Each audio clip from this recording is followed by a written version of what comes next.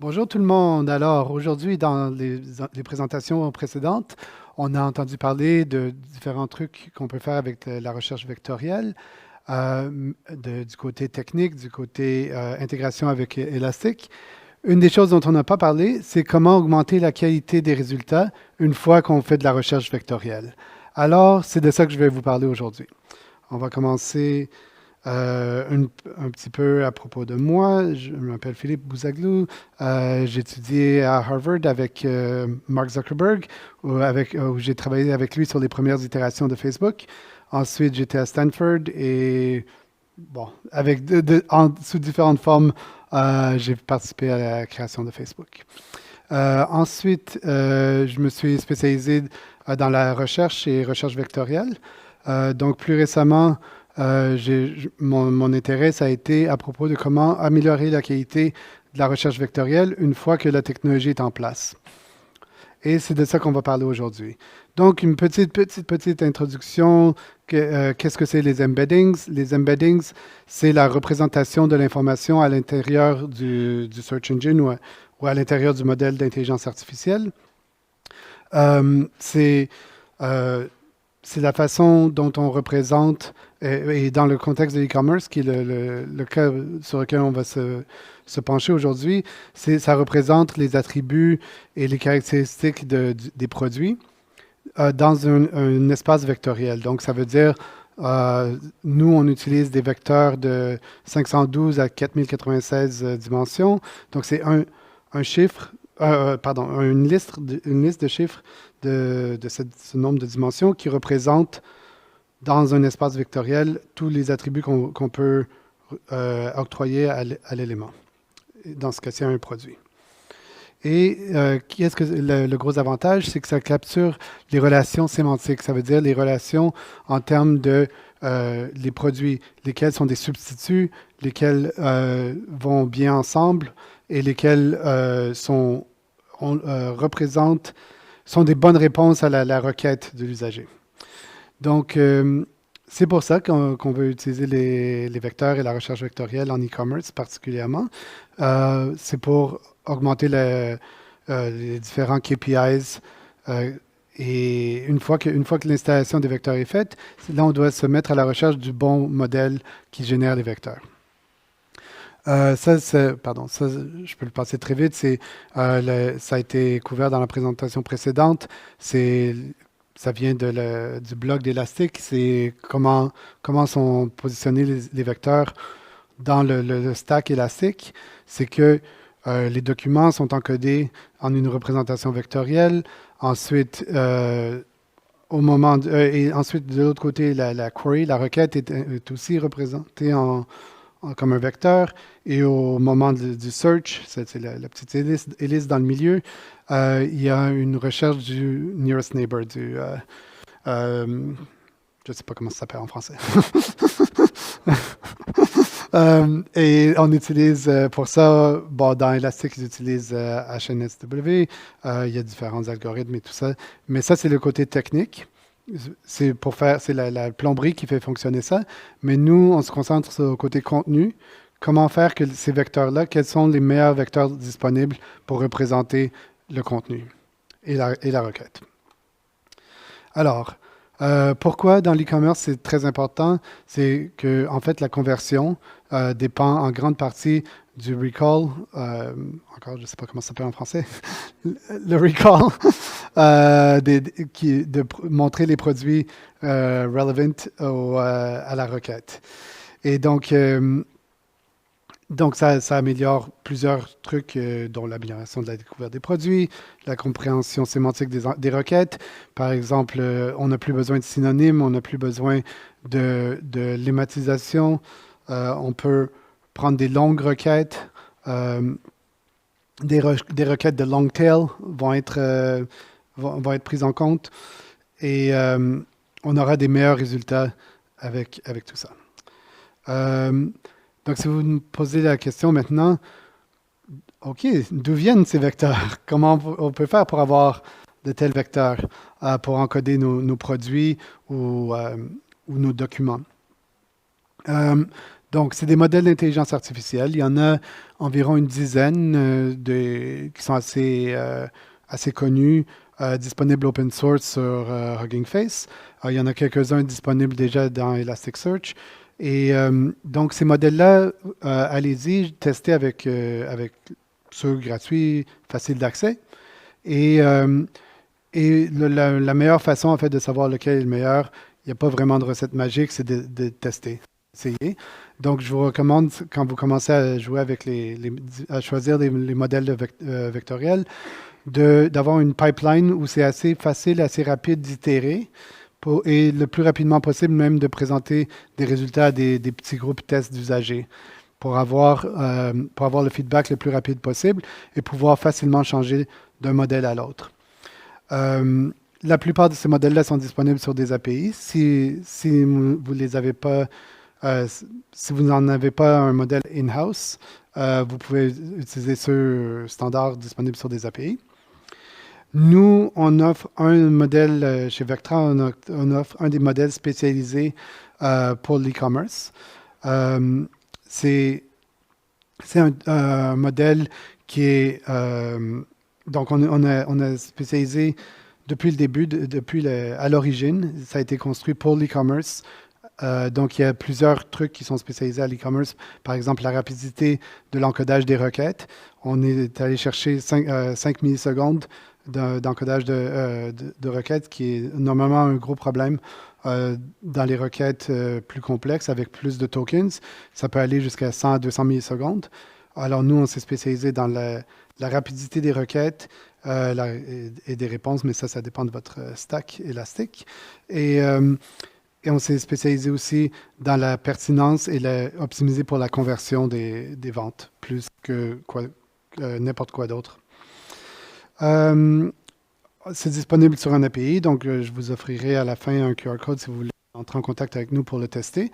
Mais autrement, il y en a plusieurs disponibles sur Hugging Face et ailleurs. Et allez-y, testez, itérez et vous verrez lequel fonctionne le mieux pour vous.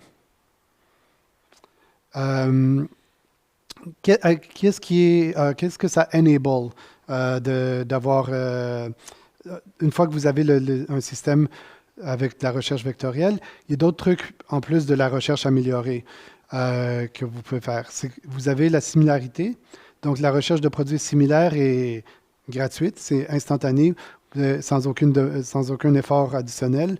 Vous pouvez, au lieu d'envoyer une requête comme le point de départ pour la recherche des nearest neighbors, vous pouvez envoyer un produit et ça va trouver les nearest neighbors de ce produit. Donc, vous avez le More Like This instantanément, gratuitement. Vous avez les produits complémentaires et les produits substituts instantanément aussi.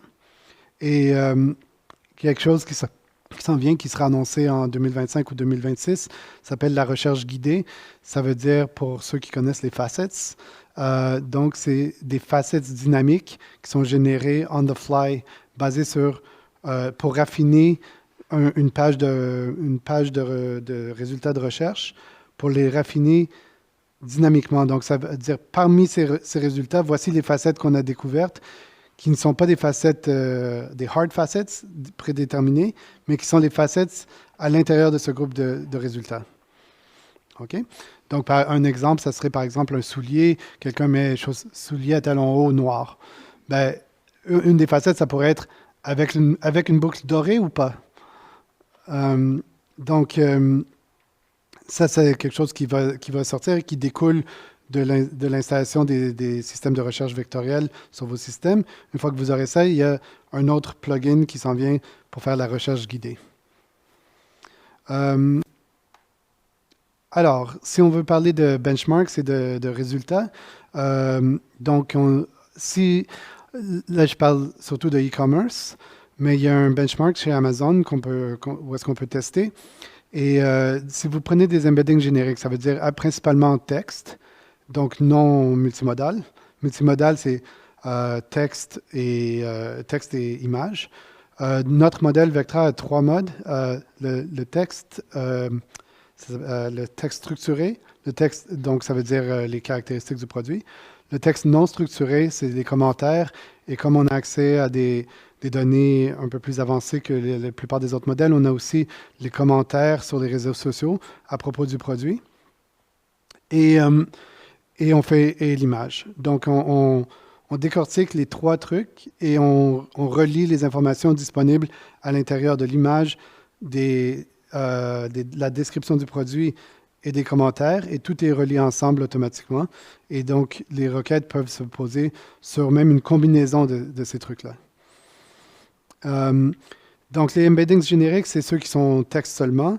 Ils vont avoir, ils obtiennent sur le test, sur le benchmark, ils obtiennent un score d'environ 30 à 40 le top modèle multimodal venant de chez OpenAI, avec un peu de fine-tuning, il fait 76 Et le nôtre, qui est en bêta, il fait 92 et sans fine-tuning. Donc, directement, vous pouvez l'utiliser directement sur l'API sans avoir besoin de vous impliquer dans l'intelligence artificielle. Et comme je vous dis, vous pouvez venir me voir à la fin pour un accès. Il est en bêta privé présentement. Du côté des KPIs de e-commerce, les améliorations du taux de conversion qu'on a vu, c'est avec les embeddings génériques, texte. Donc, c'est 2 à 5 principalement, ce 2 à 5 il vient de improvement. Il vient de moins de 0 SERP, des pages à 0 résultat. Il vient de moins de ignorer ou répondre mal aux requêtes très longues et les requêtes, les long tail queries. Ça veut dire les requêtes où quelqu'un tape une phrase au complet qui sont presque impossibles à utiliser en search avec en search traditionnel. On est capable.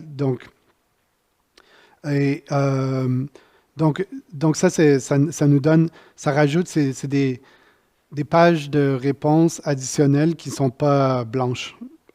Donc, ça aide beaucoup le taux de conversion dans ce type de requête. Et il y a une certaine amélioration dans les requêtes plus standards des head queries, pas seulement dans le long tail. Quand on utilise, avec les tests qu'on a fait avec certains de nos clients, dans nos embeddings spécifiques, on peut aller chercher 6 à 10 d'amélioration du taux de conversion. Donc, c'est des dizaines à des centaines de millions de dollars quand c'est fait à grande échelle. Et donc, c'est quelque chose qui vaut définitivement la peine d'essayer.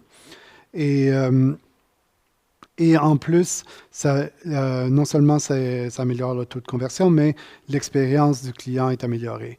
Et un des trucs où est-ce qu'on a vu qui commence à augmenter, c'est les recherches ou surtout avec les clients plus jeunes qui tapent des requêtes du style prompt ChatGPT dans les moteurs de recherche. Donc, je ne sais pas si vous avez vu, si vous regardez dans vos logs, vous allez voir que le nombre, depuis que ChatGPT est sorti, le nombre de requêtes de plus que 3 mots a augmenté beaucoup. Donc, ça, c'est le type de requête qu'on est capable de handle instantanément out of the box, comme ça. Et ça, c'est où est-ce qu'on va chercher aussi un certain pourcentage d'amélioration du taux de conversion. Et de l'expérience aussi. Donc, quelqu'un qui tape un prompt style ChatGPT dans un moteur de recherche de produit, il est bien content quand il lui arrive un produit et il y a une espèce de wow effect qui est assez spectaculaire. Donc, on arrive près de la fin de la présentation. Je vais vous montrer ensuite la prochaine chose, ça sera la démonstration. On a un fake shop avec un partner qu'on pourra vous montrer. Et je pourrais même prendre des requêtes si vous voulez pendant le Q&A. on testera. OK? Et donc, pour commencer, vous venez me voir à la fin de la présentation. Je vais mettre un QR code avec comment me contacter pour rentrer dans le private beta.